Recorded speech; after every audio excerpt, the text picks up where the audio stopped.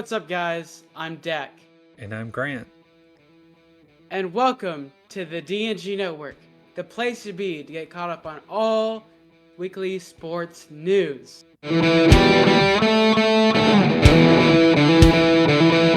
Hello again, everyone, and welcome to another edition of the D&G Network. Wherever you're listening to, or wherever you're listening on, whether it's Spotify, YouTube, Facebook, Instagram, wherever you found us from, thank you for tuning in for another episode. As you can tell, unfortunately, Neil will not be joining us for this episode as he is currently on vacation.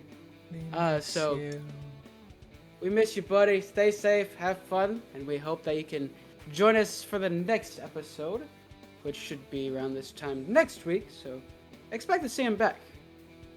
But with that being said, we're going to go ahead and get straight into it, as we are going to start with some NFL, the NFL.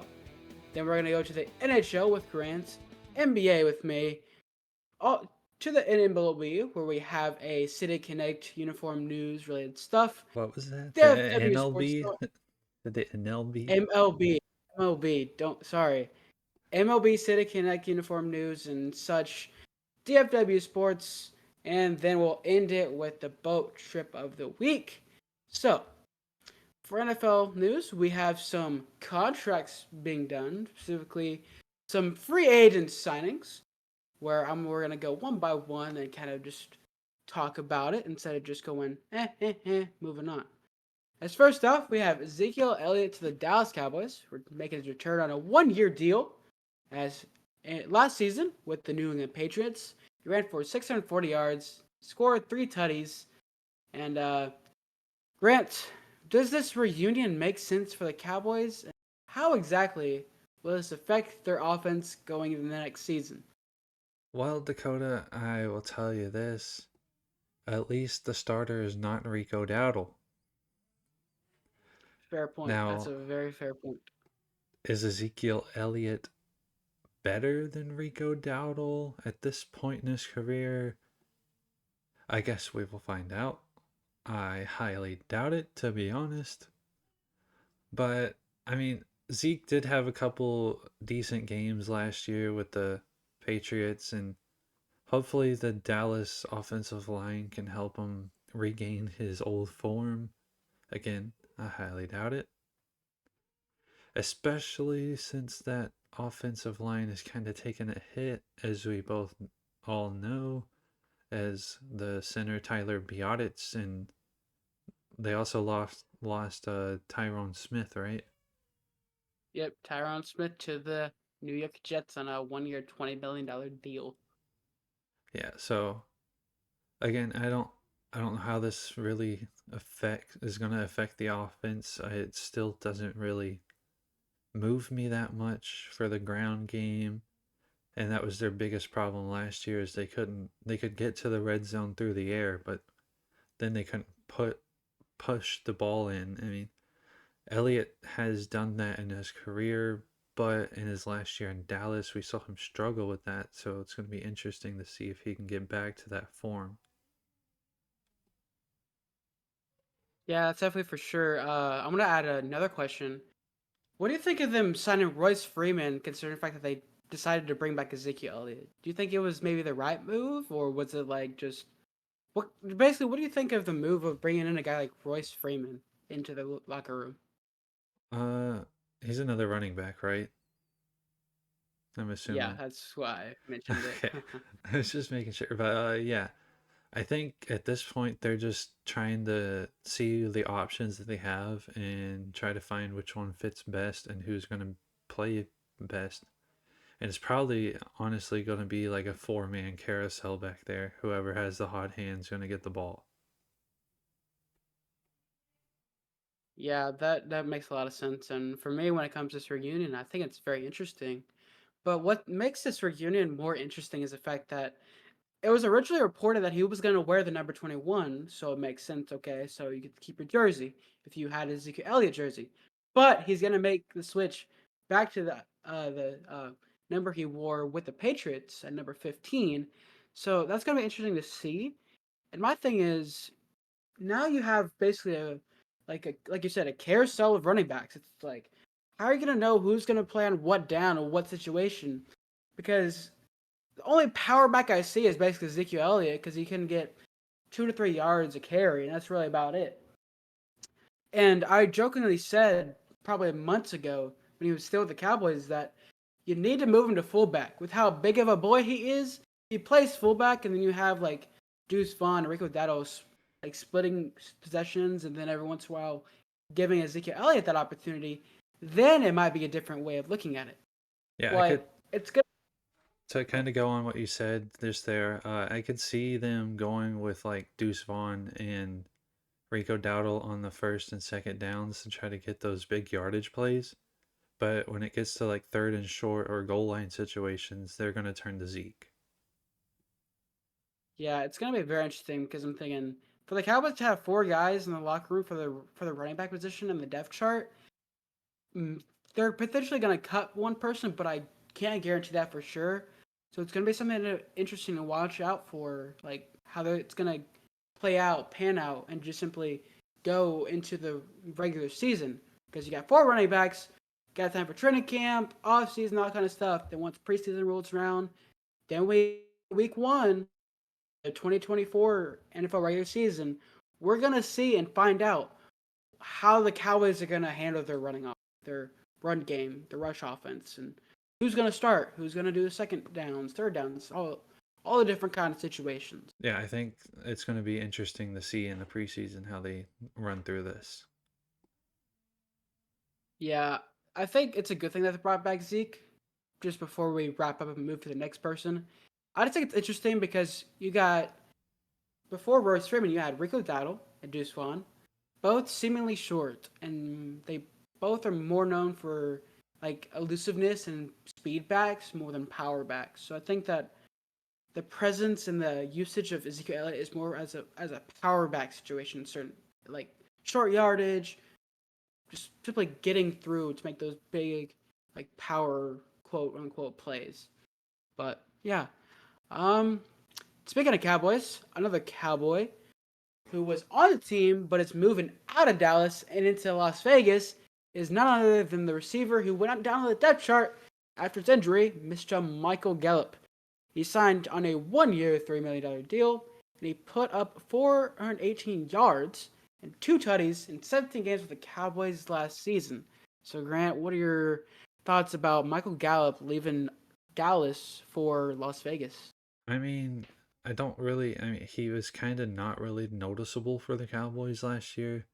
He did have obviously a couple big plays, and he was just kind of there, it seemed like, as a decoy target most of the time. And I mean, he really lost his spot to Brandon Cooks, and he didn't really know what to do in that third receiver role.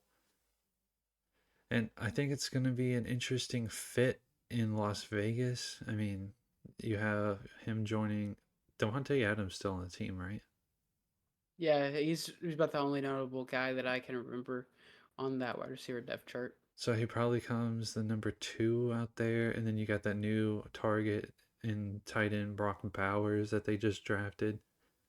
The biggest question mark's going to come in their backfield of who's going to be throwing the ball and who's going to be running the ball. But we'll get into that talk at another time as this was focused on Gallup.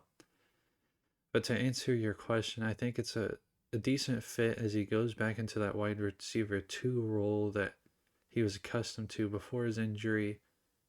And yeah, I think he could be poised to have a bounce back season. I'm not going to say he's going to get like a crazy over 1,000 yard season, but I think he could have a decent bounce back season depending on who's going to be throwing the ball in Las Vegas. Yeah, from the looks of it, it looks like Aiden O'Connell is going to be the starter, but it's going to be a battle between O'Connell and Gardner Minshew. And then from the looks of the depth chart, it's just ESPN depth chart, so don't quote me or get mad at me. I'm just looking at what I'm seeing on the screen. Where the order, as they're going with a three wide receiver, one tight end formation with Devontae Adams, Jacoby Myers at 2, and Michael Gallup at the 3. So he's going to fit right back into the wide receiver 3 spot. But if he can be able to have a bounce back year, especially coming off the injury and basically losing his spot in the depth chart to guys like Brandon Cooks and CeeDee Lamb and guys like that, then it's gonna kind of determine, if he's gonna fall back like he did in Dallas this past season, and he's just basically gonna become known as he signed with the Raiders and did nothing, or he's gonna make a decent name, like a decent name out of himself, and maybe get up to a wide receiver 2 or stay at the 3 and have a decent season compared to like guys like Devontae Adams and Jacoby Myers. Yeah.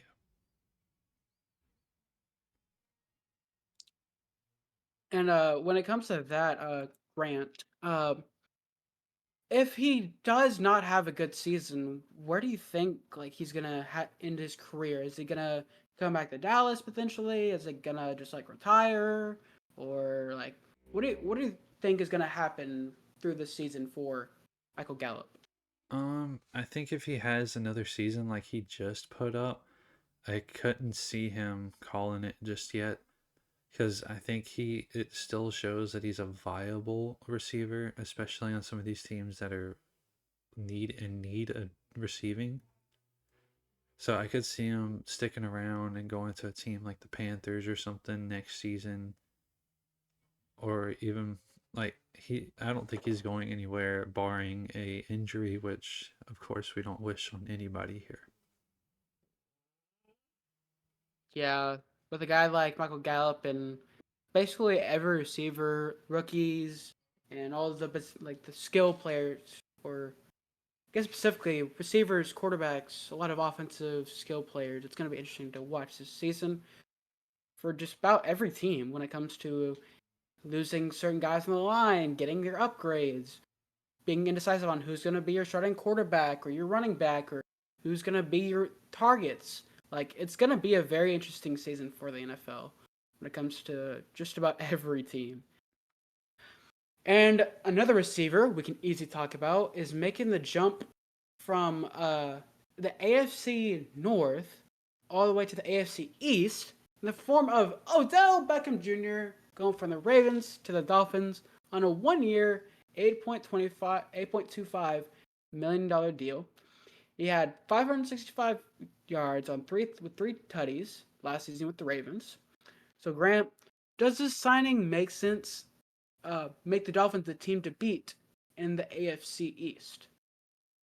I think it does, especially considering the Bills got worse this offseason, which is extremely concerning for Bills fans. But I mean, That's another story.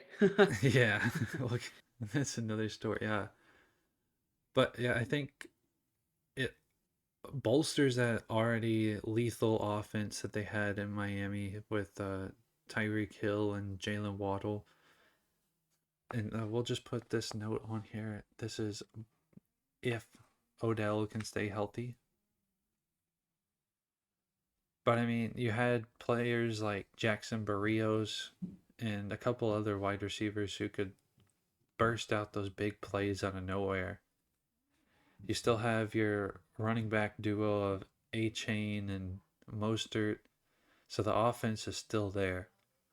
I think the Dolphins' question marks are going to be on the defensive side of the ball because I do believe they lost a couple of key players on the defense. But it's just going to be, is that offensive side of the ball good enough to propel them past and score more points than other teams? It's going to be an interesting team to watch, a fun team to watch with how many points they can put up. Yeah, that's definitely for sure. And I think that with this, it's gonna bolster them to be the team to watch out for and just simply to watch. More on the offense term of their division, because you got the Bills who are just gonna be average, or well, they've been about average, they've been good making the playoffs, but then you lose a handful of players on both sides of the ball. You lose Jordan Poyer, uh, all that kind of stuff. You make those little moves that kind of like lose a bit of your defense. And then you lose probably some of like a key receiver in Stephon Diggs, who kind of had a rough ending to this season. And it was the same result every year, losing to the Chiefs every year for the past couple of years. It's just you don't I get it. They do have Keon Coleman now. They do have two like Keon Coleman, Curtis Samuel, and a guy we're about to mention. And you got two tight ends, Dawson Uggs, also Kincaid. Great. And you're, but the thing is the team still going to be good enough even with like you lost Stephon Diggs, but you got a rookie receiver? Will that be enough? Do you still need to make upgrades on the offensive line? Is that defense still going to be enough? So I think that the one team to like not really care about and the team that's seemingly on the limbo will probably be the Bills because it's kind of weird off season and every year, every time they make the postseason, they have those high expectations and they just fall short. Then when it comes to the Patriots, I don't expect them to do much. Maybe just be short of missing on the playoffs, win a couple games because they didn't make a whole lot of moves, but they did make some moves. Yeah, I think The Jets, the Jets. the Patriots' main goal is just going to be win a couple games and let their Mac Jones 2.0 try to prove he's not Mac Jones. Yeah, I think that's just all next season. It's just going to be a developmental year for Drake May.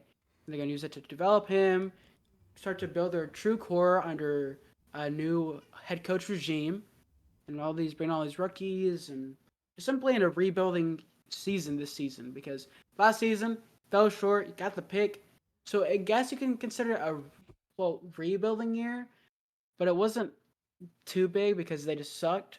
So I think this could probably be like more towards a rebuilding year than it was last season. Yeah, And then Jets or Jets. I think the Jets and the Bills are going to be kind of on the same level this season, especially if Aaron Rodgers can stay healthy and is still the Aaron Rodgers that he was last time we saw him play. So I really think Yeah, it does propel the Dolphins to be the leader in that division. yeah, it's gonna be just a weird division to watch when you got just like everyone's in a different stage where Dolphins are really trying to become a championship contender. Bills are slightly falling off. Jets are still trying to improve, and they're still trying to make that being like a maybe like I said, playoff contender. And then, like I said, Patriots just completely sucked. Then I guess you can consider it a rebuild year. Now they're truly going to go into a rebuild year per se. Yeah, you got the But yeah, Patriots who are starting their rebuild the proper way this time, hopefully. It starts with the quarterback. win a few games. We all know that. You have the Jets who are trying to prove themselves, prove that they aren't just a whole bunch of, like, they are a cohesive unit and not just a whole bunch of names on a paper. You have the Hmm. Bills who decided to blow things up and retool, and hopefully that leads to more success. And then you have the Dolphins who just said, screw it, we're doubling down. Yeah, it's already a stacked wide receiver core. Then you add Odell. It's gonna be pretty scary for certain defenses, specifically in the division and the conference of the AFC. Yeah. And staying in the division. Oh, you Oh, wanted to make your final point? I was just agreeing with you. All right, and to our next point, and also, even though I've talked a lot, quick side note: Jalen Ramsey, former teammate of OBJ, is currently with the Dolphins. So just mentioning that as the last time that Ramsey and Odell Beckham Jr. were on the same team was back in 2021 with the Los Angeles Rams. The Rams went on to win the Super Bowl that year. So does it propel their chance to win the Super Bowl? Potentially, but stuff like that is just a coincidence. So who knows? And speaking of AFC East, before I let Grant talk and stop blabbering, uh, Chase Claypool, who was previously on the Dolphins, the team that we just mentioned, is joining the Bills on a one-year deal as well, as he put up 77 yards and 21 targets last season in 12 games, only starting 2 of them last season. So Grant, what does signing Chase Claypool do for the Bills? Honestly, it's not moving me a lot. I mean, maybe he'll get a better shot, but I think he was on Chicago and Pittsburgh last season. And those were two not very good teams last season. So if you can't make your mark on those teams, how are you going to make a mark on a team with playoff aspirations? Yeah, that's definitely for sure. That it's just made some great points. There's not a lot to add to it. It's just yeah, he's been kind of moving around on the Steelers for a while, and the Bears for a while, went to the Dolphins, and now he's with the Bills. So it's like, okay, cool. You're joining a team that's been trying to make a Super Bowl and win a Super Bowl, but can never seem to make the AFC Championship game. Well, win the AFC Championship game with the Chiefs around. And the last time they made the Super Bowl was back in what, like the 80s, 90s? They sucked every year because they played the Cowboys almost every year. So it's like, I think the Bills are going to be the one team that's always going to be in limbo every year. They're going to make improvements and be like the Cowboys. But, oh, yeah, we're going to make the playoffs and do well. And they have that one team they can't beat, or to simply make it past a certain round. And so, yeah, any more thoughts on this before we move on? No, not really. All right, great. And moving on from contracts signings, free agent signings, we've got two contract extensions, both in the AFC. First off, the Patriots extended defensive tackle Christian Barmore on a 4-year deal up to $92 million, with $41 million, or about half of it, being guaranteed. Well, a little less than half, but you get the point. The 24-year-old had 8.5 last season, 6 games that past season. So, Grant, what are your thoughts on the Patriots extending one of their defensive linemen? I don't really have many thoughts on it because obviously, unless you're Neil, you're not watching a lot of Patriots games as to how bad they've been. But he seems like a pretty decent young player. I mean, obviously, you got to be pretty good to have 8.5 sacks in a season. And he's only 24, so this deal only takes him till he's 28, so he's still going to be in his prime. So I think it's a pretty good deal for both sides. Yeah, I have to agree with him on that. But a lot of follow up question. The thing that caught my eye is that in 6 games he had 8.5 sacks. So do you think if that were the case of he gets has that oh, I should probably rephrase that. 8.5 sacks in only 6 games. Do you think there's potential for expanding that and having similar consistency in more games in the upcoming season? Well, I think this 8.5 sacks were over the full season. He only started in 6 games. Oh, I should have read that. That was on me. My bad, everyone. I should have read that better. um, yeah, it's definitely gonna be interesting. But any more thoughts before we move on to the next person? Nope, except for, uh, oh my god, it's Taylor Swift's boyfriend. And speaking of quote Taylor Swift's boyfriend, Chiefs and star tight end Travis Kelsey has come to an agreement with on a 2-year extension for $34 million, making him the highest paid tight end in the league. Now, all I gotta say is that it's not surprising he's the highest paid tight end when you're 3-time Super Bowl champion, back-to-back Super Bowl champion, and simply basically, I guess, one of the best tight ends besides the weird up and down season he had in terms of being with Taylor Swift more towards the playoffs. I wouldn't be surprised if he at least like probably continues, but I don't know. All in all, it's a move that makes sense for the Chiefs. So Yeah, I agree with everything you said. I mean, last season he had the weird kind of like he started off a little weird, then he got with Taylor, and every time she was at the game, he would perform, and she wasn't, he wasn't performing. And I think last year he had his worst season since like his rookie season or something like that, which is kind of crazy to think about because it's not like he's young anymore. I think he's approaching the mid 30s, right? I believe so. Yes. Off the And yeah, yeah. so also you mispronounced his name. It is Travis Swift. Uh, but yeah, anyway, in all serious note, yeah, I think he's still the number one target on that team. It's obvious. He's still the best tight end in the NFL. It's pretty obvious. So, 2-year extension, 34 million, which is honestly not that much considering I would have thought a tight end would be making more than 17.5 million per year or whatever he's making.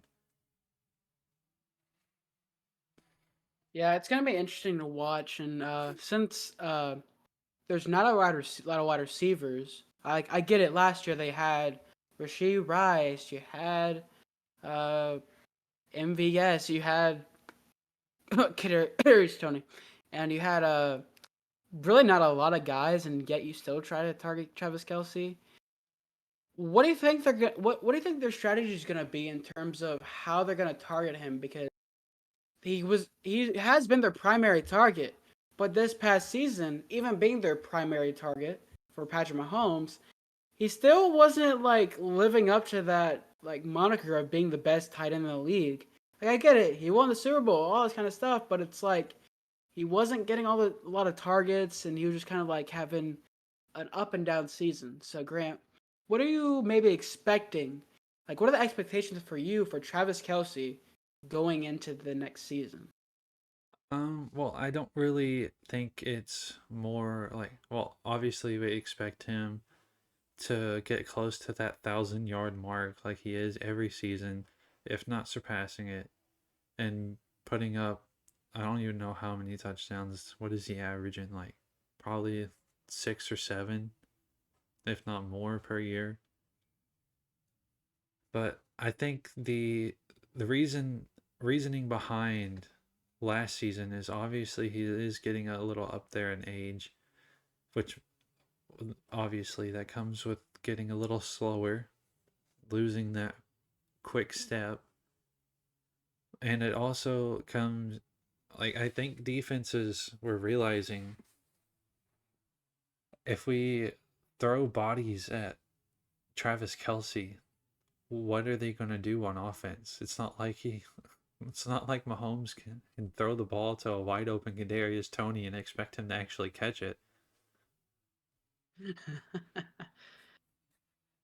But yeah, I think it's just the change in strategy from the defensive perspective of other teams that is going to cause him to like slow down, as well as just him getting up there in age. I mean, who knows, maybe he was battling an injury or something all season, had a nagging like foot problem or something. I don't know, just speculating here.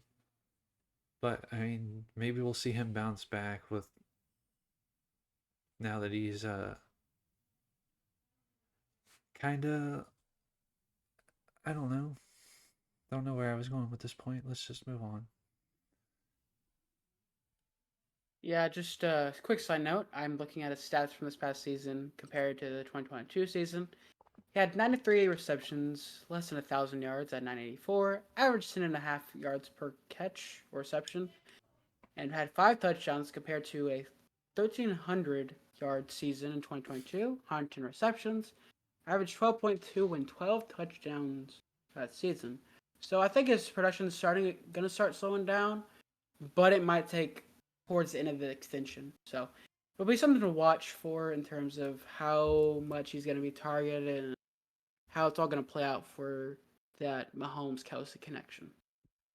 And before we move on to the NHL, the final 2 points we have are the Jaguars have released wide receiver Zay Jones, as he had 320 yards and a 53% catch rate last season.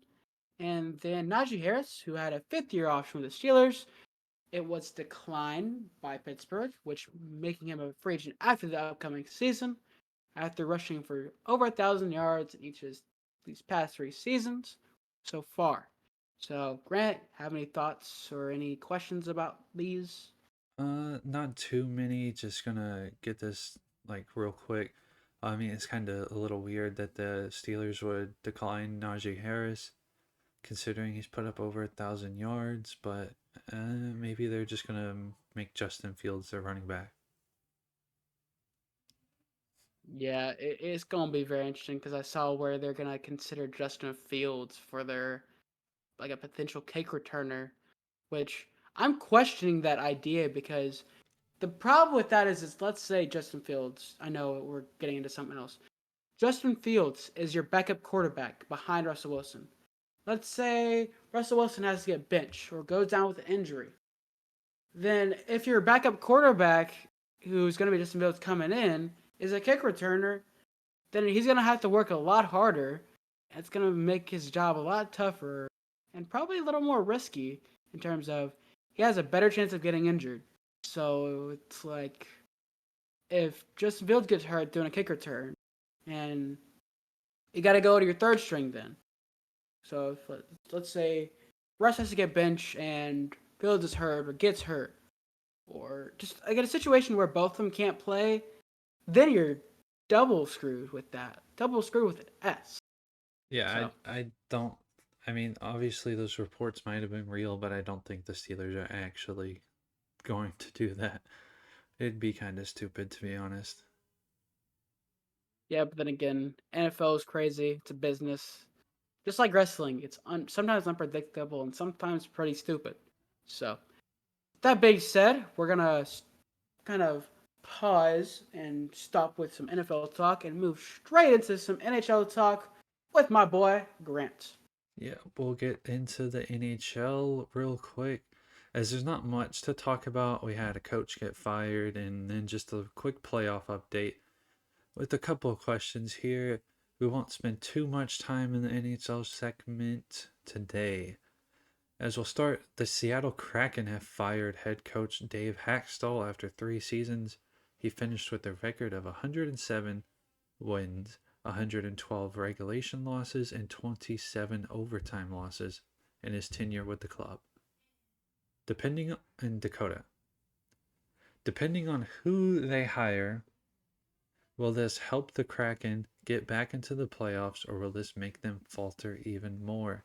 As the Kraken unfortunately did miss the playoffs for the second time in 3 seasons as a franchise. Yeah, I think it'll be something to kind of look out for. Obviously, I don't have as much experience or knowledge probably about something like this as you do, but it's gonna kind of be interesting to see who they pick up because a lot of times teams will pick up coaches that may not have a lot of playoff experience or really any playoff experience at all, and basically suck the being a coach, and all of a sudden they can all of a sudden become a great coach with a certain system, a certain team, or it's either they can have that miraculous run with a head coach that doesn't know what they're doing or is not very good and somehow helps them, like propels them to be good. Or it'll be the opposite, playoff experienced coach, stuck in the playoffs. But I think it comes down to, like, yeah, obviously it's going to depend on who they hire, but it comes down to the system that they're going to play in with that head coach and how well the system will work with their lines, with their players, with their team. So it's just going to be something to look out for. And it just comes down to the coach that they pick and the system that they're going to be using. So that's all I really have to say about that. Yeah, I agree with what you said. I think it obviously it's going to come down to who they hire because every coach has their own system. And I'm going to spare the whole rant on like coaches need like honestly, it was not Dave Haxtell's fault that the Kraken missed the playoffs. Dave Haxtell, all he can do is coach the team. He cannot put the puck in the net for the players. If the Kraken only had one player with over 20 goals, that is not good. Obviously, that means the team cannot score, and when you cannot score, you cannot win games. Unless you're a Rick Bonus team. But then you see what happens to them in the playoffs, as we'll get to that in a minute with the Jets. So yeah, Yeah. it's just I'm tired of all the blame getting put on the coaches when it's really the players' fault and owners and GMs thinking, okay, let's just get rid of the coach, bring in someone new, and it'll magically fix things because it doesn't. Yeah, just to finish off that point, I think kind of just depends on the system that they're working with. It kind of depends on just simply all those little like guess, logistics to think about because it's not always the coach's fault, like you said. But it's just sometimes like maybe the coach needs some time, maybe it's the system that they're using. It's just I could go more into it, but I kind of lost my train of thought about that. So Yeah, let's we're save just that gonna for another day. move on. When we have less to talk about, we'll probably come back to this conversation because I have a lot of thoughts on it, but I don't want to ramble on too much here. So let's get into the playoff update for the NHL as we will start off with the two game sevens that are going to occur this weekend. The first of which being the Maple Leafs versus the Bruins. And Dakota, who you got? Bruins in 7. Well, obviously in 7, but I got the Boston Bruins doing it. Yeah, I agree with you. The Bruins are at home, and I think it's hard in this league to win 4 games in a row against the same team. Or I guess it's not 4; it'll be 3. But still, let me read you these quick tidbits about tonight's Game 7 as I think it is just about to start as we record this podcast. Yeah. Tonight's Game 7 can make history for both franchises. And let me tell you, this is some not great history. As if the Bruins lose Game 7 tonight, they will become the first team in NHL history to blow a 3-1 series lead in back-to-back seasons. Yeah, let that sink in real quick.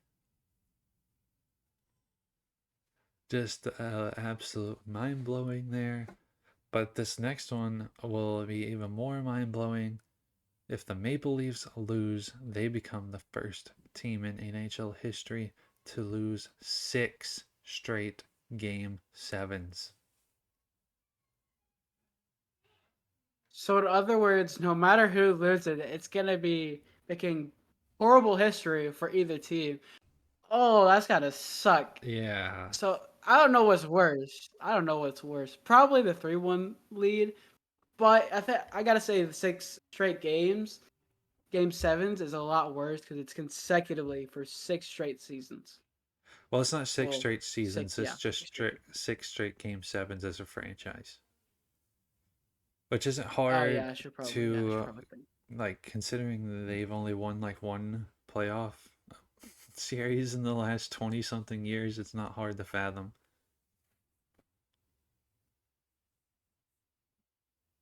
Yeah, it's just kind of crazy to think about. It's like to do that.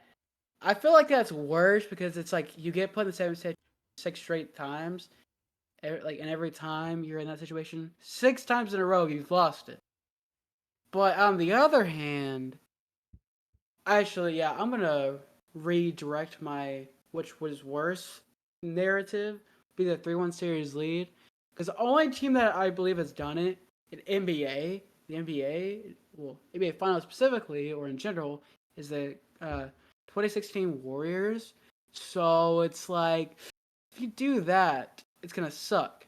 But I feel like it'd be a bigger blow, in other words, for the Bruins Yeah, than the Maple Leafs. I agree with you that the blowing back-to-back 3-1 series and back-to-back seasons is honestly worse because you had what?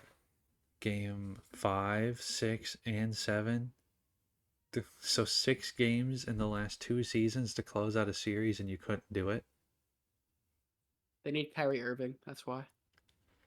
But that being said, we'll move on to the other Game 7. That is unfortunately the Golden Knights in Dallas versus the Stars. That game will be Sunday at 6:30 Central Time. The winner moves on to face Colorado. So, Dakota, which of these two teams losing in the first round would be a bigger disappointment? Now that's actually a fascinating and Is very it the very good number question. one seeded Dallas Stars, or is it the defending Stanley Cup champion Vegas Golden Knights? And no matter who loses, it's technically gonna be like a lose-lose situation in terms of the team that's eliminated. Because on one hand, if the Knights lose, the defending champs are out of the NHL playoffs in the first round. That sucks because I'm thinking you win the championship, and the next thing you know, you make the playoffs, but you're not the number one seed or top seed, and you go on to lose. It's like, dude, you just won the title and you don't really have a chance to kind of go deep for a back-to-back run. But on the other hand, you got the Stars who lost to the Knights last year in the playoffs in the Western Conference Finals. As the team that beat them, the Knights, went on to win the Stanley Cup, which is why they're the defending champs. But and then besides that, you're trying to get redemption. You're trying to get over the Knights, especially since you couldn't beat them last year in the playoffs. You couldn't put them this season in the regular season. Now in a position to where you could easily kick them out. And uh, I think the thing is that they're also the number one seed. You have high expectations being number one seed. You earned it. You absolutely deserved it and earned it to get that spot. So it's like, don't be like the Cowboys, where they can easily be a very good team, and all of a sudden they're going to be a disappointment. But it's kind of a tough question because it's like they're both big deals, no matter who loses. But I feel like maybe it's the Golden Knights slightly because defending champs versus a team that's been looking to make the playoffs and how do well, but kind of stumbled into the finals. Yeah, I honestly think I'm leaning towards Dallas, not in a biased way, but just because you look, 2020, they lost in the Stanley Cup Finals. 2021, lost in the first round. 2022, I think they lost in the second round, maybe. Forgot that year. Probably. Last year, lost in the Western Conference Final. This year, it would be devastating to lose in the first round. Especially when you consider you have question marks coming at the end of the season. Matt Duchene, he only signed a 1 year deal. Is he going to take money from elsewhere considering he proved himself this year? I mean, you have contracts like Ryan Suter coming off the books. And you have RFAs like Wyatt Johnston who's going to need to get paid. So, and obviously, if you lose some of these guys or young guys that you have in the system, going to be able to come up next year and actually produce. Because obviously, we've seen Logan Stankoven produce. He hasn't looked the same in the regular season or from the regular season now in the playoffs. And you have Maverick Bork, who won the AHL MVP award. Can he come up and prove it at the next level? Like, there's a whole bunch of question marks for the Stars in the future. So, we'll just I think it's necessary for the Stars to win this, and it'd be a huge disappointment if they don't.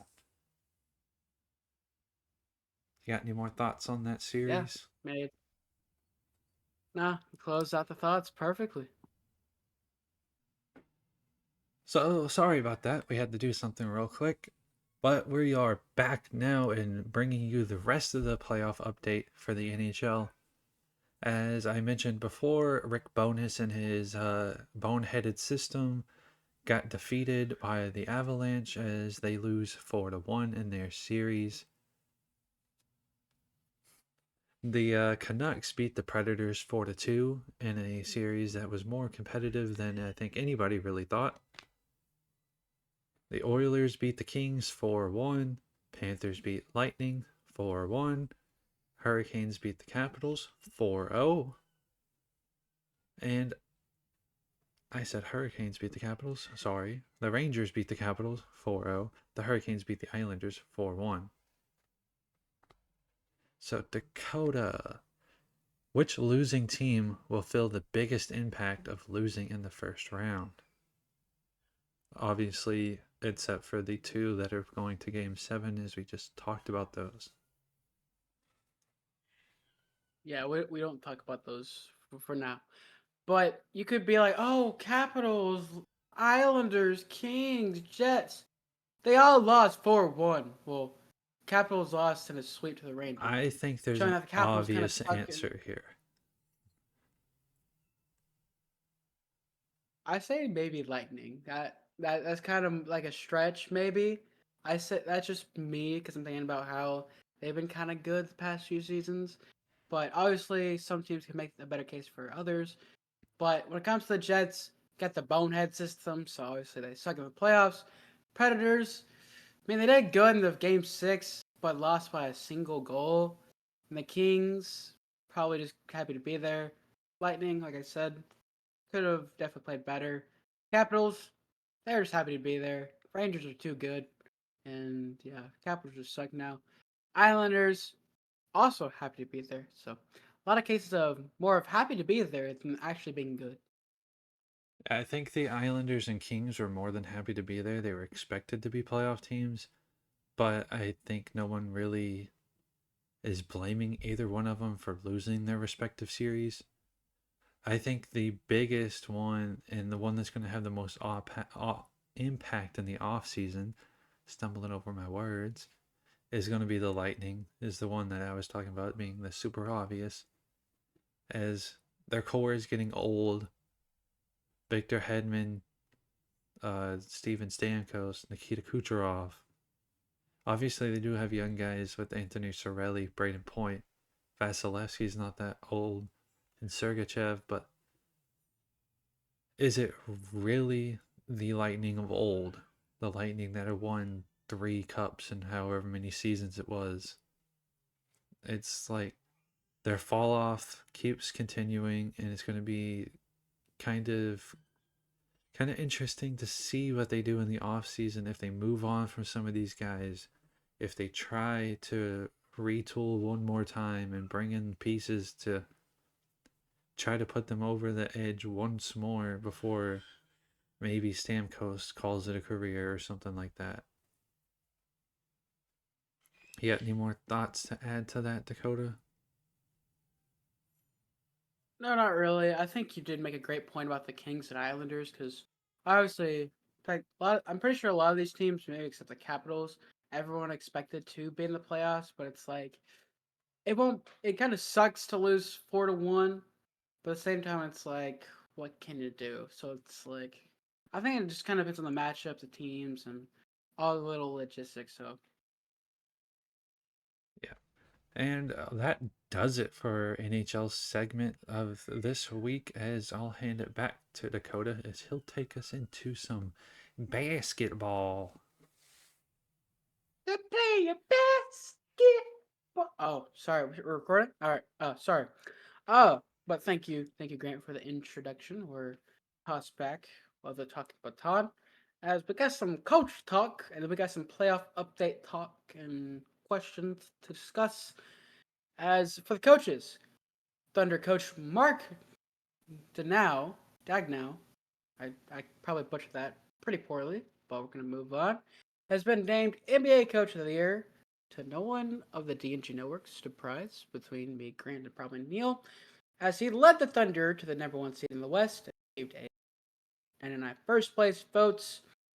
Then Timberwolves coach Mike Finch was injured in a collision with player Mike Conley, leading to him needing to undergo surgery to repair a torn tendon in his knee, as he will still be coaching the team as they are set to start their series versus the Nuggets in round 2 at the time of this recording. And the final thing to mention is the Lakers head coach Darvin Ham has been fired after 2 seasons, as he went 90-74 as Lakers head coach.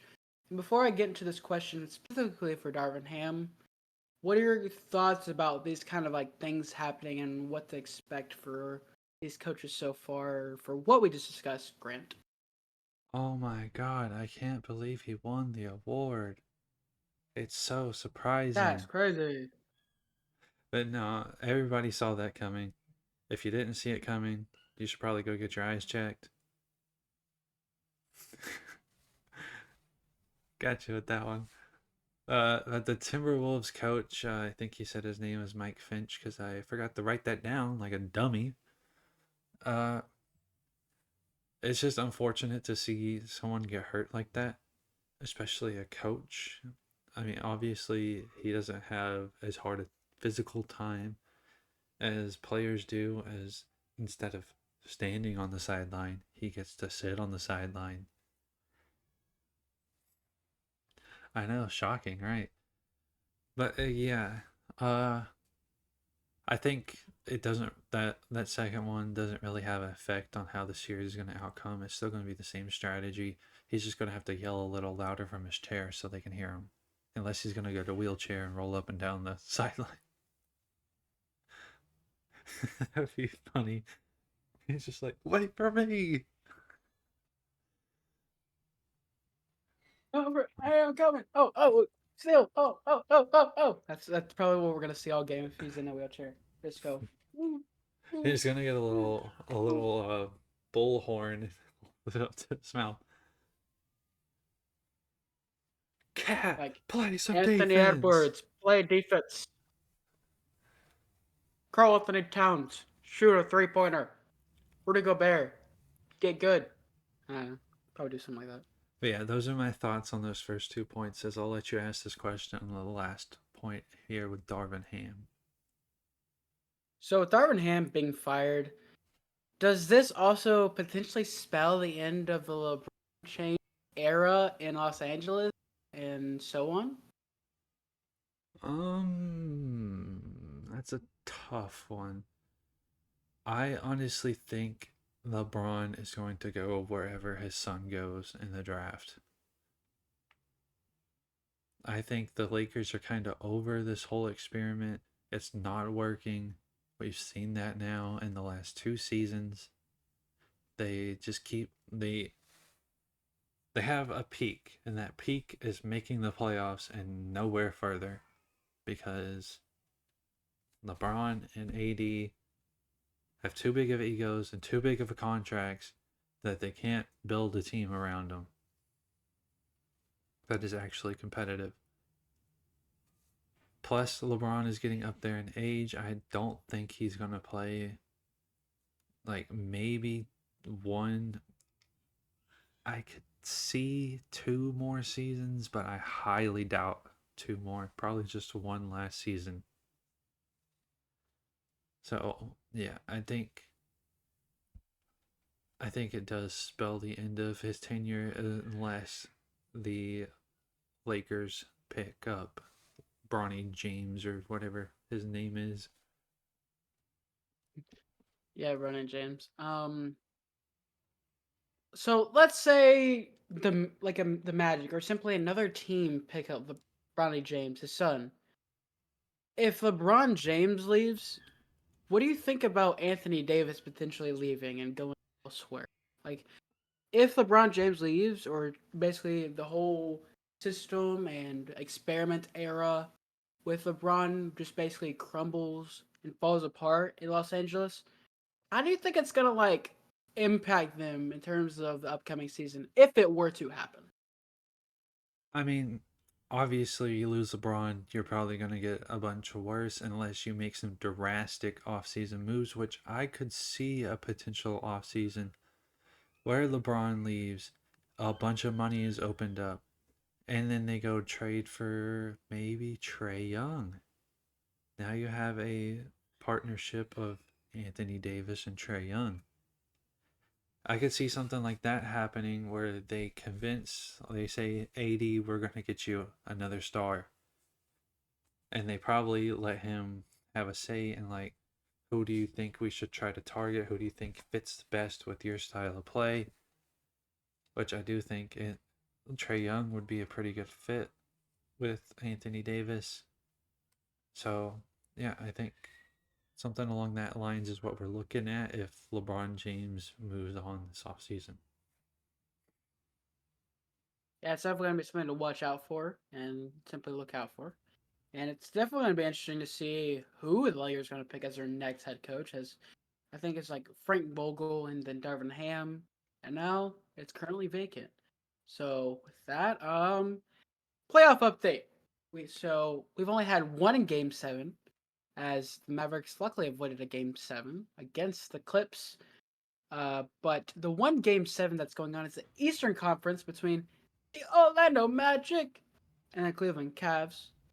Uh, Tomorrow, at the time of this recording, or whenever it's happening, 1 p.m. Central Time on Sunday. So, Grant, what is your prediction in terms of a winner for this Game 7 matchup? Okay, so there's two things here. One is my prediction. I predict the Cavs to win. I just think they're too talented not to win this game. The Magic, I think their Cinderella, if you want to call it Cinderella run is going to come to an end here. Now, what would I like to see? I'd like the Magic to win this game, not only because it's more playoff experience for their young pieces, it's also, I mean, I really don't think whoever wins this has a chance versus who it would be the Celtics next, right? Yes. So I'd like to see the Magic move on just for the lone fact that I want the Cavs to lose so they will blow it up in the offseason. Because I predict if they lose, Donovan Mitchell or Darius Garland is gone. And probably Jared Allen is gone too. Yeah, some very bold and probably and basically agreeable points, statements, whatever you want to call them. As for me, I kind of expected the Cavs to win it last night before this recording in 6 games, but then all of a sudden, Paulo Banchero hit a big time three, and then they went down by 10 and they lost, and it's Game 7. So I could go either way. Now, my pick is for the Cavs, and you make a great point. If the Cavs lose, potentially, I can see that. That is very real. Did not thank you for bringing that up. But yeah, my pick is going to be the Cavs in Game 7. But at the same time, it's like that song that they play after is very catchy in my head. But they're not at home, so I think the home court advantage for the Cavs is going to play a big factor. So I will take the Cavs in Game 7. Before we get to our next and I'm gonna go ahead and list off the rest of the round one matchups that concluded as Thunder swept the Pelicans in 4. Mavs beat the Clippers 4-2. Timberwolves also got the sweep, but over the Phoenix Suns, who should blow up their squad, even though I believe the GM said they won't. Nuggets beat the Mickey Mouse Lakers in 5-1. Celtics beat the Himulus Butler, Himulus Heat 4-1. Pacers beat the Giannis-less and no Dame defense Bucks 4-2. Knicks beat Embiid and the Sixers in 6. And with the mentioning of all those results, Grant, which losing team will feel the biggest impact of losing first round? Oh, I think this is a more interesting talk than the NHL, as you could go Suns as they need to blow up the big three because obviously it did not work. And I just mentioned all the reasons why the Lakers are going to blow it up this offseason. But I think the biggest impact that is kind of an underrated like storyline here is the 76ers. Mm, I think that this could potentially be the end of Embiid's reign in Philly. As I think they will explore, like, they'll listen to offers this offseason on trades for Joel. And do I 100% with confidence say that he's going to get traded? Like, this is his end of his line in Philly? No. But I wouldn't be surprised if we did see a Joel Embiid trade out of Philly and they move to their, like, moving up with Tyrese Maxey and trying to pair him with a younger, more healthy body. That makes sense. Like, try to get somebody who's going to be on the court at a consistent rate instead of a guy who is dominant when he's on the court, but you don't know night in and night out if he's going to be there. Yeah, that's a very great point. People like myself could say, "Oh, it's gonna be the Heat, it's gonna be the Bucks, it's gonna be the Lakers." No, no, because Lakers, you got to think AD is becoming injury prone, and you got LeBron who's aging and he's not in his prime anymore, and the Lakers can't beat the Nuggets. Heat lost because have been on tear this season, and they didn't have basically quote their best player in Jimmy Butler. Then Bucks lost because all of a sudden they lost Giannis, and all of a sudden they did not play. And when they lost both Damian Lillard and Giannis, they didn't show up, even though they somehow won a game without him. But it just shows that Damian Lillard is like Kyrie Irving. He knows how to play. He knows how to shoot. He knows how to threat. But when it comes time to defense, just like Kyrie and Harden, it's not really there. But I think for me, I want to say it's maybe the Suns, maybe the Clippers. I think for me, it's either between the Clippers, Sixers. Now, obviously, we mentioned Suns, but it's like if they're not going to blow it up, it doesn't really matter because they just probably wasted money on Grayson Allen. But I think for the Clippers and Sixers, they can make great points. So I'm going to go in both directions. Because with the Clippers, ever since Kawhi went to Los Angeles, all of a sudden he's got an injury, and for some reason when he was on the Clippers didn't know how to play, and now all of a sudden it was either when he's off the court they play well, but Game 6 proved that it doesn't matter. So it's going to be interesting how they're going to move forward with having a lot of like, I guess they're core with having Harden, having Westbrook, Harden, Paul George, who might be leaving this season potentially, Kawhi Leonard, who's become injury. It's gonna be interesting how they're gonna move forward to the season with them, because you got good guys. You got Terrence, who's still growing, who's still developing, coming up in the league. Then you also got Norman Powell, who's still like he's an NBA champion. He was on this team with. It's gonna be interesting. Obviously, he's not as young as or as old. He's more of like in the middle between guys. It's gonna be interesting to see how he's gonna continue to develop because in the final minutes of the Game 6, he knew how to shoot the three ball. And you got Zubac, who's been a solid defenseman at center. You still got some guys that can continue to grow. But how are you going to move forward if you're going to move into a new arena and you're going to have the older guys be your start or your starting six, basically? Then with the Sixers, you hit it right in the head on the nail. Head of the nail, or whatever the statement is, of just could we see Joel Embiid kind of move on from Philly? Could we see him still be in Philly but not the same? Could we there's a lot of possibilities we could see, but I think before I continue to try to ramble on and say the same exact thing over and over, I'm gonna keep it moving. So it's just a lot of just like possibilities for every single like case for a few of these teams. So all right, that'll wrap it up for the NBA talk. I know I probably rambled on a little too long about the Clippers, but that's okay. That's okay. As long as I don't do it too often, then I'm fine. So, that, Grant, time to get into MLB talk. Yes, sir. We'll play some baseball. As we'll start off down in Tampa Bay as the two Florida teams making moves as the Rays make a huge splash as they debut or not debut, they unveil their City Connect jerseys, and oh boy are they beautiful. Honestly, I'm not sure. If you saw our tier list video, you know I had Seattle number one. These might be pushing.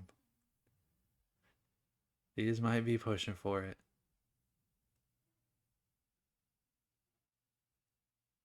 Yeah, I think you kind of just summed up what I could have said because there's not a lot to say because they're great. They're fantastic. And when it comes to like the like the colored text on a gray or just like a dark color uniform compared to other teams who have failed miserably at it. Key example: Cincinnati Reds. They executed it perfectly, especially with that cool gradient.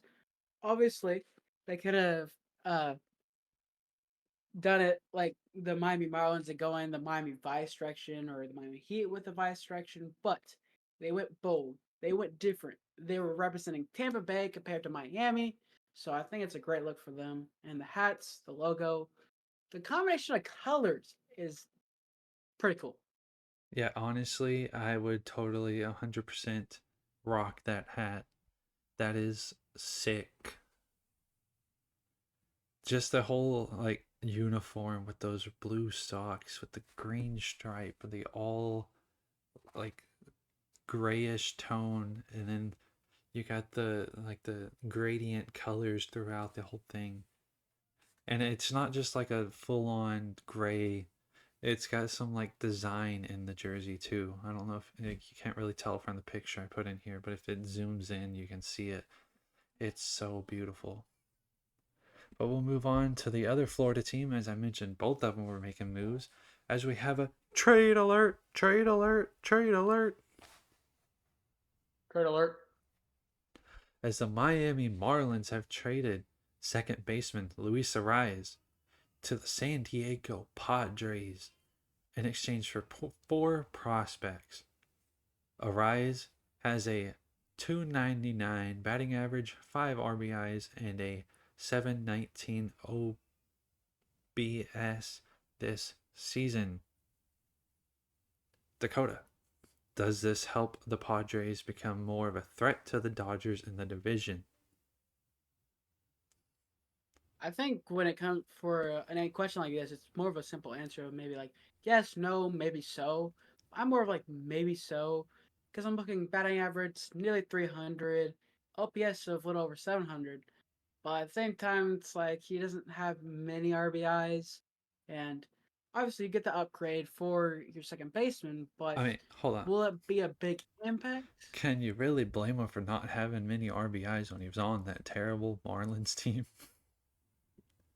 Yeah, I this is probably the third time this episode where I'll start talking, make my point, then I kind of like, oh yeah, I gotta have better context. But yeah, yeah, for Marlon's team, I think my answer should just simply be yes because he gets out of the sucky Marlins. Because at the time it's Uh, recording, yeah, they're through three losing like innings. 12 nothing to Yeah, the A's.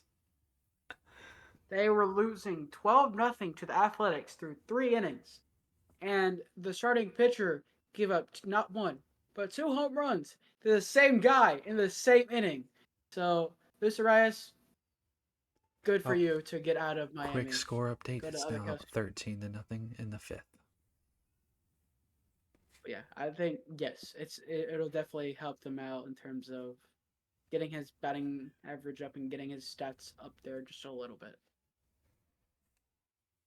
Yeah, I think it's going to be interesting to see if this really helps the Padres or not. Because if you think about it,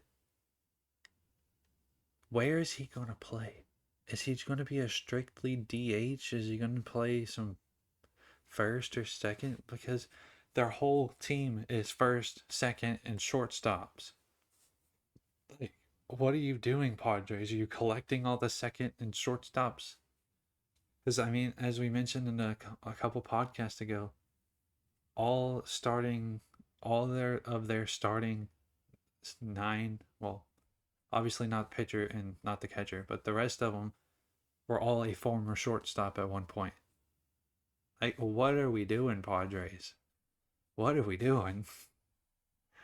But I think, honestly, the biggest threat to the Dodgers in that division is going to be the Diamondbacks.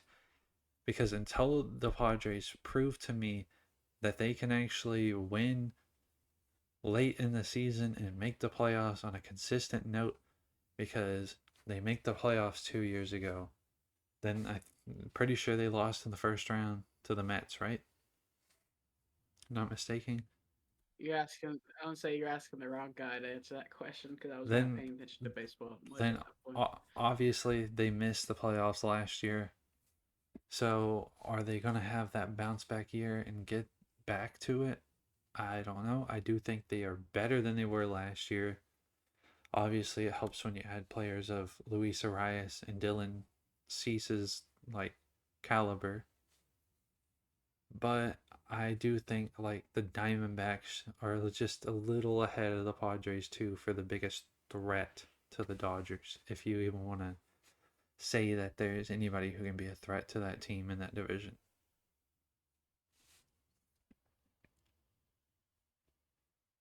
So now we'll move on to a Texas team, and not the Texas team you think we're going to talk about. It's the Astros, as they have done something everybody saw coming. Again, if you didn't see it coming, you probably need to go get your eyes checked. As they have optioned first baseman Jose Abreu to the minor leagues, he will report to the team's rookie ball complex to work on his swing. The 37-year-old has a .099 batting average, 3 RBIs, and a 269 OPS this season. Dakota, could this be the end of the line for him? Simple answer for a simple question: yes. Because when you suck that bad, you have to go all the way back to practically single A. Then you're probably not gonna. You'll probably recover a little bit to where you'll probably get up to like double A, but past that, it's probably the end of Jose Abreu as a Astros player. Yeah, I think what's going to happen is, let's say maybe he does figure out his swing, but you're figuring out your swing against low level pitching. He's going to get back up to the majors. He's going to have the same issues. They're going to DFA him. Somebody's going to pick him up. He's going to have the same issues still. And then he's just going to kind of fizzle out. Which is kind of a shame because he used to be so good on the White Sox. And then he kind of went downhill when he realized the Astros weren't banging trash cans anymore. But we'll move from one struggling player in the AL West to another AL West player in Mike Trout, who unfortunately is going to miss an extended period of time as he undergoes surgery for a torn meniscus. He does, however, said he plans to be back this season. However, I highly doubt that because you don't just come back from a knee injury mid-season like that. And Dakota, the superstar, has missed 249 games in the last 3 seasons and is set to add to that total now this year with another injury. Let me give you a little injury history on Mr. Michael Trout before I ask you this question. 2017, he tore a ligament in his thumb, missed 47 days. 2021, had a calf strain and ended up missing 139 days. In 2022, he had back inflammation and missed 35 days. In 2023, he broke his handmate bone in his hand and missed 89 days. And now in 2024, he has torn his meniscus, and we obviously don't know how many games or days he's going to miss.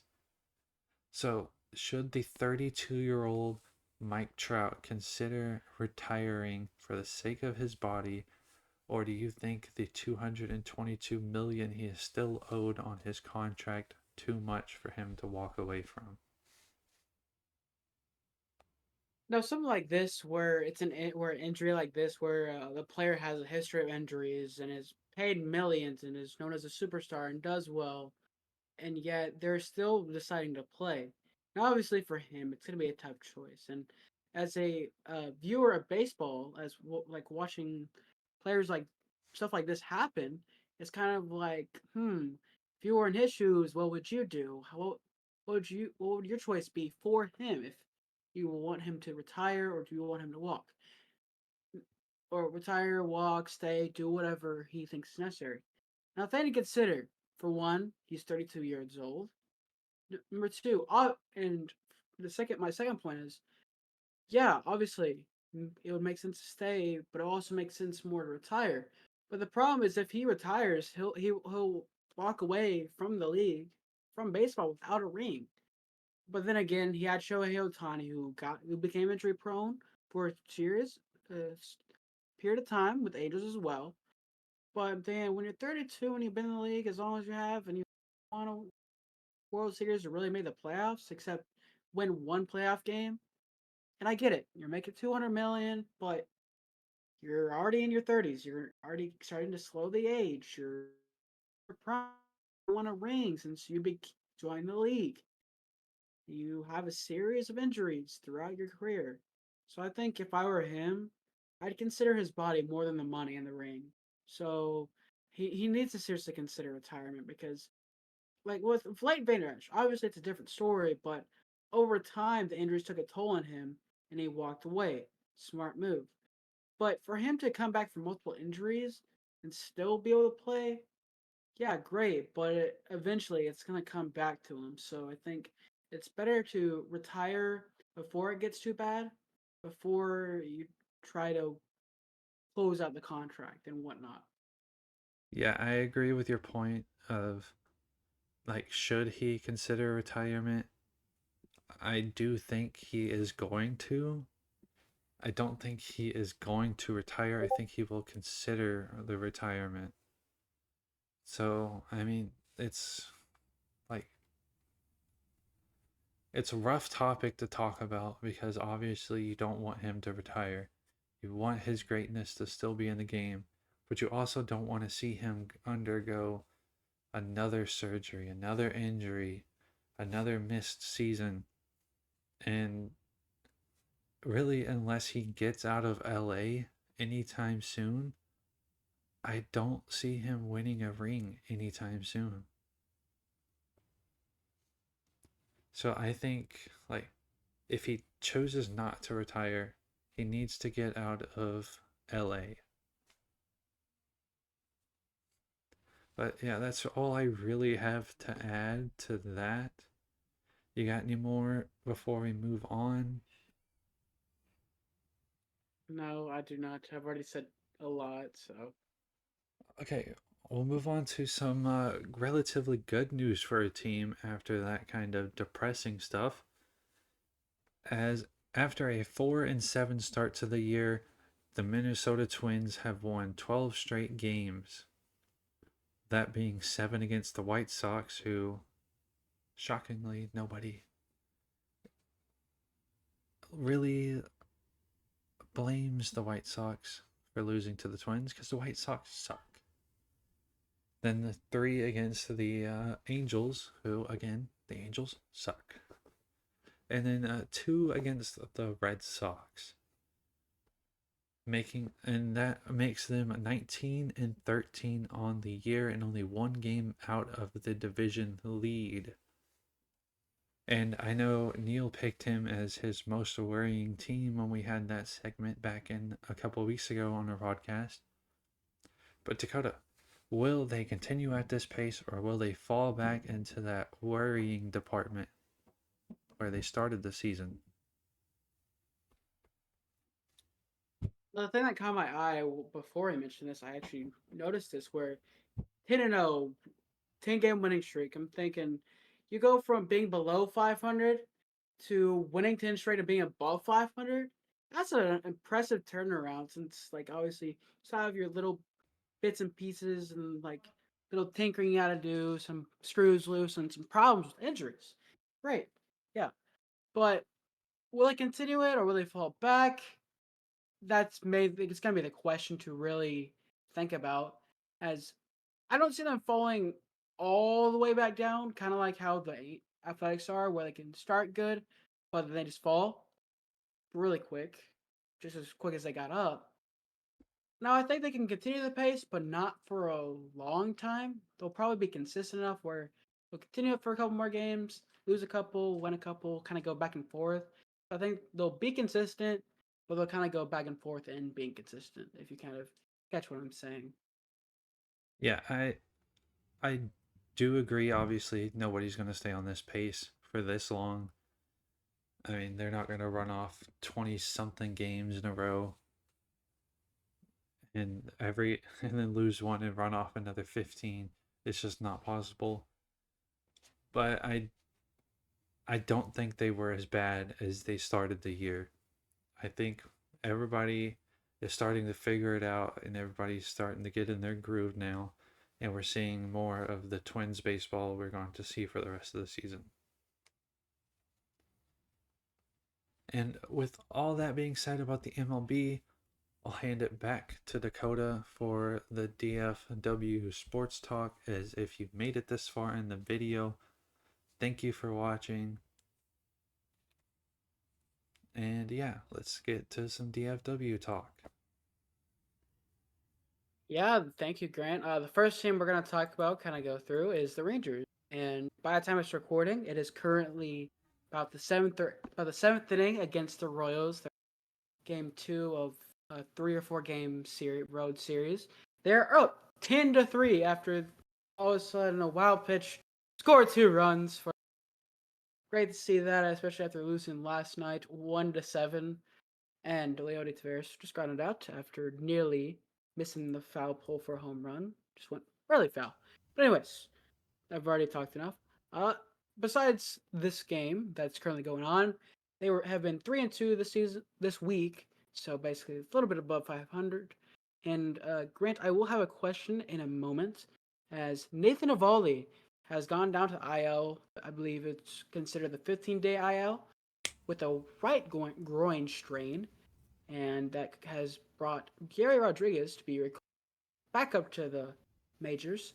So, Grant, can the Rangers overcome the pace in the division to make a run when they become healthy? Now, pitchers to consider and that are on the Rangers: Jacob DeGrom, Max Scherzer, who's set to be back soon, Valdi.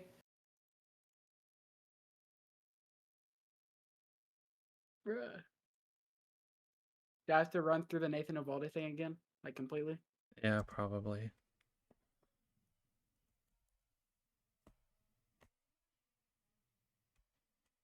All right, Grant, I have a quick question. Well, actually, I'll mention the question after I run through this real quick. Nathan Eovaldi has officially gone back into the IL, well, has hit the IL with a right groin strain, which recalls Gary Rodriguez back up to the Rangers' main squad. So, before I give you this question, some pitchers that are currently on IL for the Rangers: Jacob DeGrom, Max Scherzer, Nathan Eovaldi, Cody Bradford, Tyler Mulhey, or how do you pronounce it? Brock Burke, and I think it's like Alex Pruitt. I don't remember his first name, I think it's Austin. but Austin Pruitt, whatever. But Grant, can the Rangers overcome this injury onslaught and keep the pace in the division to make a run when they become healthy? I do think they can. I mean, I'm worried that Seattle figures it out before they can.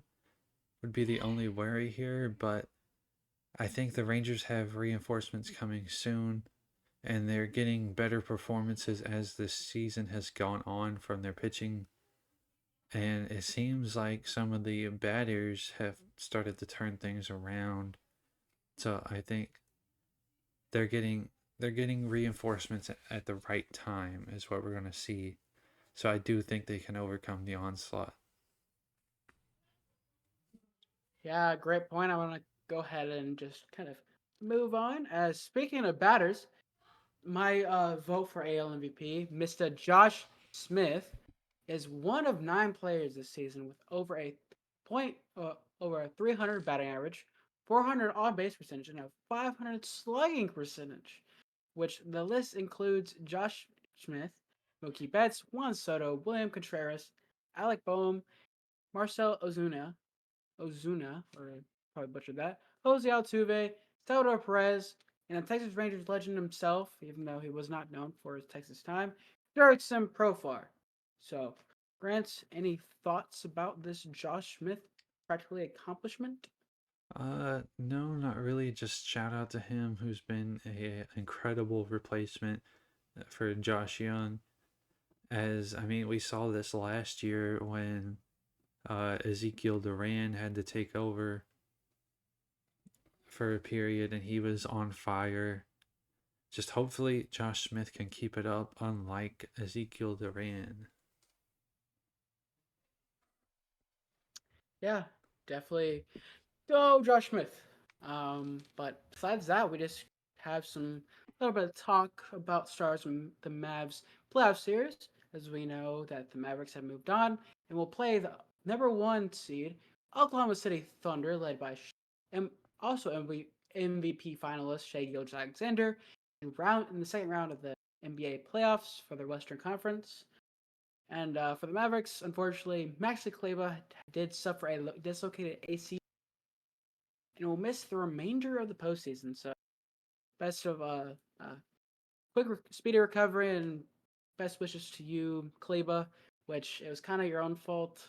I don't mean to be rude and be that kind of jerk guy, but when I saw it happen and why it happened, I mean the defender made a good play and he just kept running, trying to jump. So, but besides that, the Stars coach Pete DeBoer is currently 7-0 all time in his coach. 7 playing in Game 7 in the playoffs. So, Grant, any thoughts about Kleba, DeBoer, anything of these two series to talk about? Uh, no, not really. We really covered the Stars earlier when we were talking about the Game 7. As I mean, I guess it's nice to know that they have a winning coach that knows how to win Game 7s. And the Maxi Kleber situation, it sucks to lose someone to injury, but at least it wasn't someone more significant. Yeah, like a starter. If it was a starter, that would be concerning. But with that being said, I'm gonna go ahead and hand it off to Grant for the boat trip of the week. Thank you, Dakota. As we have 5 players currently on the boat, and guess what? All 5 are staying. Those 5 being Dwight Powell, Yanni Hakanpää, Jose Leclerc, Josh Green, and Leody Taveras. The new addition to the boat, Dakota, might come as a little shock, as he has played in all 6 playoff games so far for the Stars, putting up a whopping 0 points and a -2 on his plus minus, which, yeah, not very good considering he's playing on the top line. And Dakota, any guesses on who this player is? Hmm. I don't know. Is it Jason Robertson? No, it is Joe Pavelski, the old man Oh, himself. Pavelski. Yeah, he just hasn't really looked very good. He looks slow at times so far this series, and obviously the 0 points playing with Henson Robertson has not helped at all. So, yeah, that is our new addition to Captain Dwight Powell's boat. And, yeah, if y'all have any suggestions for next week's Boat Player of the Week, leave them down in the comments or let us know on Instagram if you're listening on Spotify. So, with that being said, thank you for all of you who have. If you made it this far to the boat trip of the week, thank you for making this far. And if you're on YouTube, I don't know, comment down below Joe. Just Joe, Joe. But yeah, that's all I got. I've already talked a lot, rambled on a lot. But for my final statement, consider subscribing and following us on our Instagram, Spotify, and YouTube channels, or wherever you have found us. So it's basically whoever's listed on the screen, potentially, basically. I listed all of them on the screen. Yeah, check out any other content we have. And yeah, I'm Dak. And I'm Grant. And this is the D&G Network. Thanks for watching. Adios, amigos. Hey. Bye.